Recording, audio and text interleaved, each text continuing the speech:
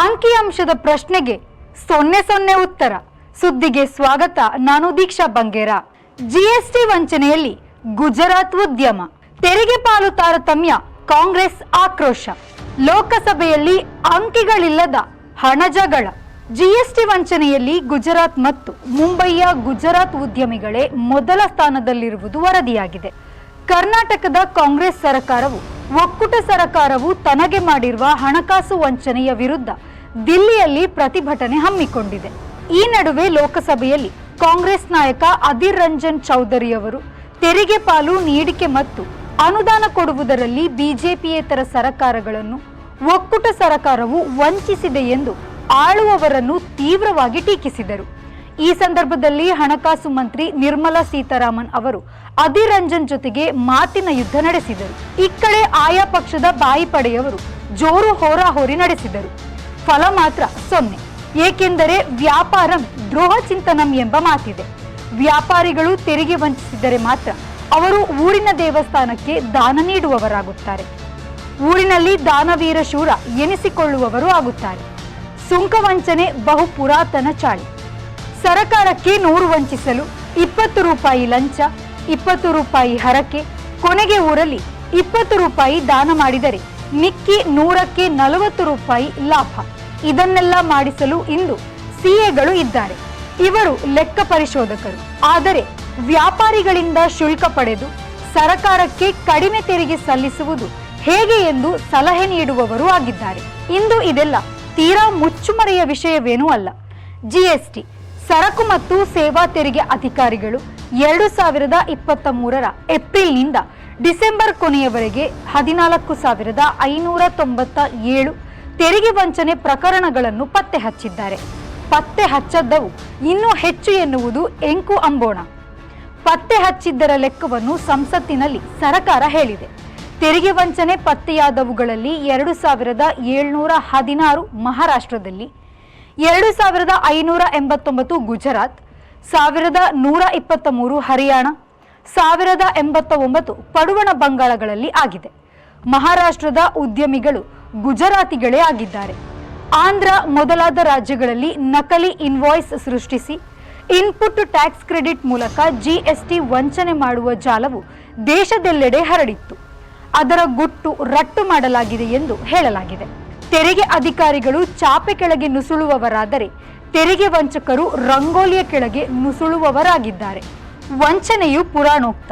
ನಾನಾ ರೂಪಧಾರಣೆಯಿಂದ ತೊಡಗಿ ತುಳಸಿಯನ್ನು ಕೆಡಿಸಿದ ದೈವಿಕ ಅತ್ಯಾಚಾರದಿಂದ ತೊಡಗಿ ಹುಡುಗಿಯಾಗಿ ಬಂದು ಅಸುರರಿಗೆ ಅಮೃತ ದಕ್ಕದಂತೆ ಮೋಸ ಮಾಡುವವರೆಗೆ ಇದು ಹಾಸುಹೊಕ್ಕು. ಇತಿಹಾಸದಲ್ಲಿ ಹೆಜ್ಜೆ ಹೆಜ್ಜೆಗೆ ಇವರು ಸಿಗುತ್ತಾರೆ. ಕಾಮರಾಯ, ಮಲ್ಲಪ್ಪ ಶೆಟ್ಟಿ, ಮೀರ್ ಸಾದಿಕ್ ಎಂದು ಪಟ್ಟಿ ಬಹಳ ಉದ್ದವಾದುದು. ಕರ್ನಾಟಕದ ಈಗಿನ ಸರ್ಕಾರದ ವಾದವೆಂದರೆ ನಮ್ಮ ಪ್ರಯತ್ನದಿಂದ ಬಂದ ಅಮೃತ ತೆರಿಗೆಯನ್ನು ಮೋದಿಯವರು ನಿರ್ಮಲಾ ಸೀತಾರಾಮನ್ರ ಮೂಲಕ ಬಿಜೆಪಿ ರಾಜ್ಯಗಳಿಗೆ ಹಂಚಿ ಬಿಜೆಪಿಯೇತರ ರಾಜ್ಯಗಳಿಗೆ ಇಂದಪತ್ ಮಾಡಿದ್ದಾರೆ ಎನ್ನುವುದಾಗಿದೆ. ಲೋಕಸಭೆಯಲ್ಲಿ ಹಣ ಹಂಚಿಕೆ, ಅನುದಾನ ನೀಡಿಕೆಯಲ್ಲಿ ಪಟ್ಟಭದ್ರ ಹಿತಾಸಕ್ತಿ ಕೆಲಸ ಮಾಡಿ ಬಿಜೆಪಿಯೇತರ ಆಡಳಿತದ ರಾಜ್ಯಗಳಿಗೆ ಅನ್ಯಾಯವಾಗಿದೆ ಎಂದರು ಅಧೀರ್ ರಂಜನ್ ಚೌಧರಿ ಅವರು. ಅದಕ್ಕೆ ನಿರ್ಮಲಾ ಸೀತಾರಾಮನ್ ಅವರು ಇದು ಪಟ್ಟಭದ್ರ ಹಿತಾಸಕ್ತಿಯ ಪರ ಹೇಳಿಕೆಯಾಗಿದೆ, ಕೆಲವು ರಾಜ್ಯ ಸರ್ಕಾರಗಳು ದುಂದುವೆಚ್ಚ ಮಾಡಿವೆ ಎಂದರು. ನಿರ್ಮಲಾ ಸೀತಾರಾಮನ್ ತಮಿಳರಾದರೂ ಕರ್ನಾಟಕದಿಂದ ರಾಜ್ಯಸಭೆಗೆ ಹೋದವರು. ಈಗ ಕರ್ನಾಟಕವೇ ಬಿಜೆಪಿಯೇತರ ಸರ್ಕಾರಗಳ ಪ್ರತಿಭಟನೆಯ ನೇತೃತ್ವ ವಹಿಸಿದಂತೆ ಕಾಣುತ್ತದೆ. ಇಲ್ಲಿ ಒಂದು ಚೋದ್ಯವನ್ನು ಕಾಣಬಹುದು. ಇಷ್ಟು ಲಕ್ಷ ರೂಪಾಯಿ ವಂಚಿಸಿದ್ದೀರಿ ಎಂದು ಮುಖ್ಯಮಂತ್ರಿ ಸಿದ್ದರಾಮಯ್ಯನವರು ಅಂಕಿ ಅಂಶ ಹೇಳುತ್ತಿದ್ದಾರೆ. ವಂಚಿಸಿಲ್ಲ ಎಂಬ ನಿರ್ಮಲಾ ಸೀತಾರಾಮನ್ ಇಲ್ಲವೇ ಬಿಜೆಪಿಯವರ ಮಾತಿನಲ್ಲಿ ಅಂಕಿಗಳೇ ಇಲ್ಲ.